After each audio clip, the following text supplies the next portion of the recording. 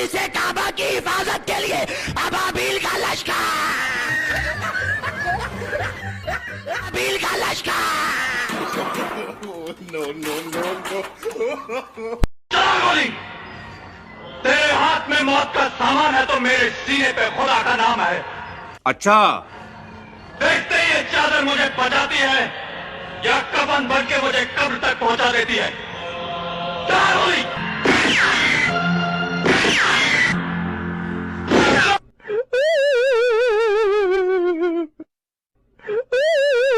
कराली बेइज्जती। जय हिंद, जय भारत दोस्तों। मैं आशफिर हमेशा की तरह आपको हंसाने आ गया। आज के वीडियो का टॉपिक है पाकिस्तान के 10 मौलाना और उनकी साइंस नॉलेज।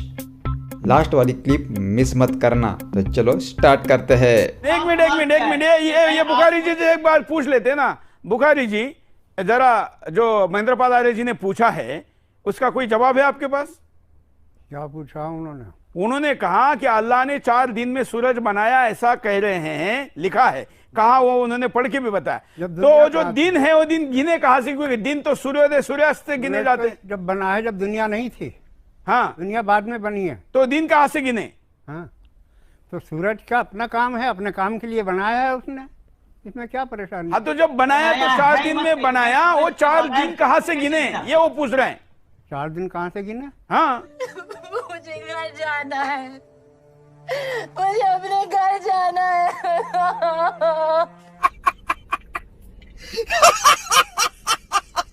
दोस्तों, अगर आपके खाने में मक्खी गिर जाए तो आप क्या करते हो? उसे पकड़ के तुरंत बाहर फेंक देते हो ना। लेकिन आपको ऐसा नहीं करना है।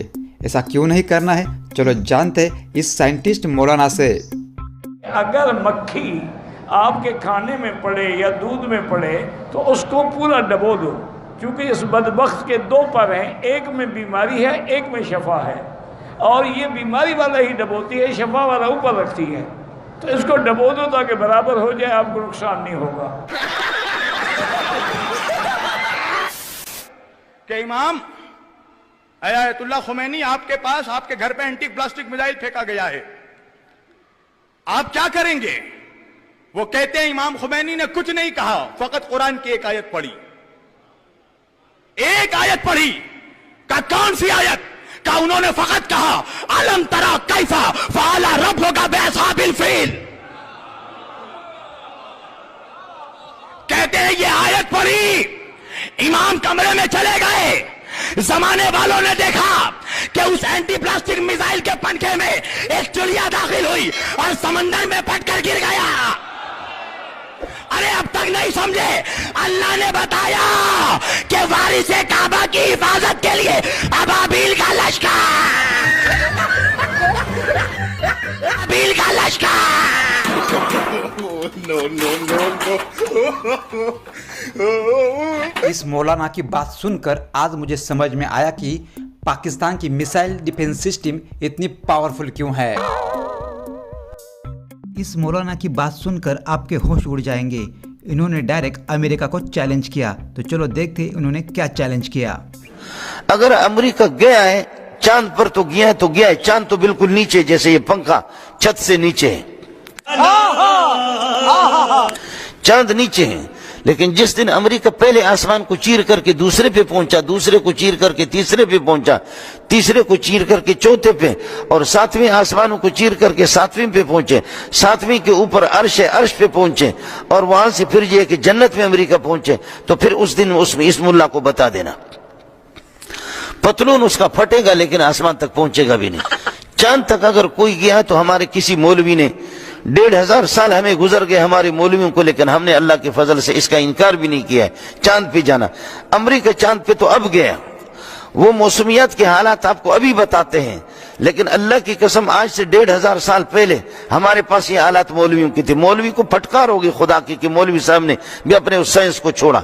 हमारी साइंस और फलसफे की किताबें इन खबीसों ने, अंग्रेजों ने चोरी करके उलमा को, मुसलमानों की बेइत्तिफाकी और अदम इत्तिफाक की बुनियाद पर ये सारा साइंस इन्होंने अंदलुस की, ये सब कुछ हमसे चोरी की। गोरे ने, गोरे के बाप जानता है साइंस को। भाई साहब कुछ ज्यादा नहीं हो गया? ये सब कुछ हमारा था, ये सारा ही हमारा था। खैर कभी अगर मौका मिल गया तो मुसलमान साइंसदानों के बारे में आपको बता दूंगा कि क्या क्या उनके कमालात थे। आपके इसी सिंध के अंदर एक मौलवी था, उसने अपना सूरज भी बनाया था और चांद भी बनाया था, और रात को जिस वक्त सूरज गुरूब हो जाता था तो वो बटन लगाता था तो उसके सूरज जो है ना तुलू होता था, पूरे सिंध में रोशनी होती थी। क्या बोला तूने? एक बार एक बच्चे ने मौलवी से पूछा कि मौलवी साहब, आप बोलते हो कि अर्थ मुंह नहीं करती, लेकिन हमारे साइंस के बुक में तो दिया है कि अर्थ सूरज को चक्कर लगाती है। वीडियो में आगे देखे मौलाना ने इसका क्या जवाब दिया। हमें ज्योग्राफी में पढ़ाया जाता है कि अर्थ जो है वो सूरज का चक्कर लगाता है। ये लॉजिक ये गलत है बेटा। साइंस की ये थ्योरी जो है ना, ये दुरुस्त नहीं है। असल जो थ्योरी है ना वो कुरान और हदीस वाली है। जमीन साकिन है, यानी जमीन मूव नहीं करती। साकिन को एक अच्छा सा वर्ड इंग्लिश का होता होगा साकिन का, स्टैटिक। अर्थ स्टैटिक पोजीशन में है, तो ये मूव नहीं करती।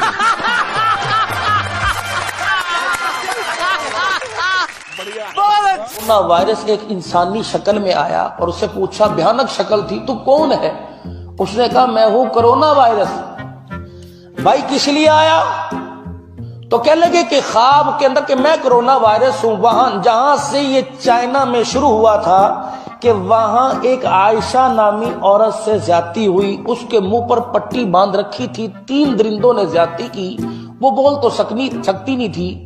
उसने दिल में अल्लाह के आगे रो के ऐसा दुखड़ा सुनाया कि या अल्लाह क्या हो रहा है कि कोई मेरा हमदर्द, कोई मुझे बचाने वाला नहीं। तक वो ज्यादती करके फारिग हुए, नकद कोरोना वायरस की सूरत में अल्लाह का अजाब आया, 3 बंदे तो वही पड़ गए। मुस्लिम, मेरा आपसे सवाल है, आप ये बताएं कि साइंस की बात को मानना जरूरी है या कुरान और हदीस की बात को मानना जरूरी है? तो सादा सा जवाब है कि कुरान और हदीस की बात को मानना जरूरी है। तो मोहतरम, फिर कुरान और हदीस में ये दलाइल मौजूद हैं कि जमीन साकिन है। 105 दलीलें दी हैं उसमें कि जमीन हरकत नहीं करती। दुनिया लगी हुई है उस किताब पर, आज काम हो रहा है उस पर, इंशाअल्लाह हक वाज़े हो जाएगा। 105 दलीलें दी अकल वालों के लिए कि लोग इन बातों की तरफ तवज्जो ही नहीं करते, एक साइंसदान और अंग्रेज की बात को मान रहे हैं जबकि कुरान और हदीस के दलाइल को नहीं मान रहे। मोहब्बत वालों के लिए ये दलील के जमीन हरकत नहीं करती, क्यों नहीं करती?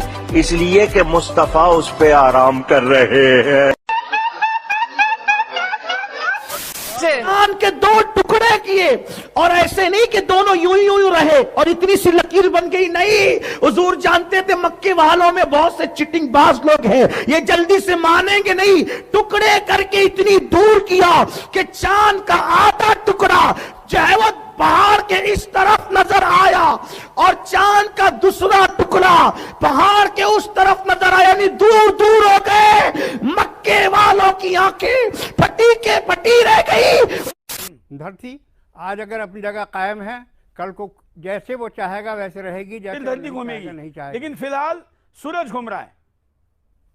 सूरज भी घूम रहा है जी। अच्छा, नहीं आप पता, आपका कुरान पे पूरा विश्वास नहीं है? मतलब नहीं, कुरान सूरज घूम, तो ये मतलब आप कॉन्फिडेंस के साथ कोई एक जवाब दीजिए ना। कुरान सूरज तो चल ही रहा है, सुबह से शाम तक इधर से पूरब से पश्चिम तक जाता है। हाँ। चल के सूरज घूम रहा है, तो ये तो सभी देख रहे हैं। सूरज घूम रहा है जी। हाँ। और धरती एक जगह है? धरती हाँ अभी एक ही जगह है। अभी एक ही जगह है। फिर कब घूमेगी? अब ये जब अल्लाह की मर्जी होगी तब घूमेगी। घूम सकती है।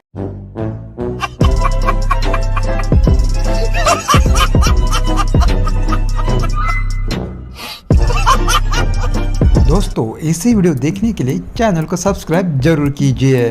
दोस्तों, ये वीडियो आपको कैसे लगा हमें कमेंट करके ज़रूर बताना। जय हिंद, जय भारत।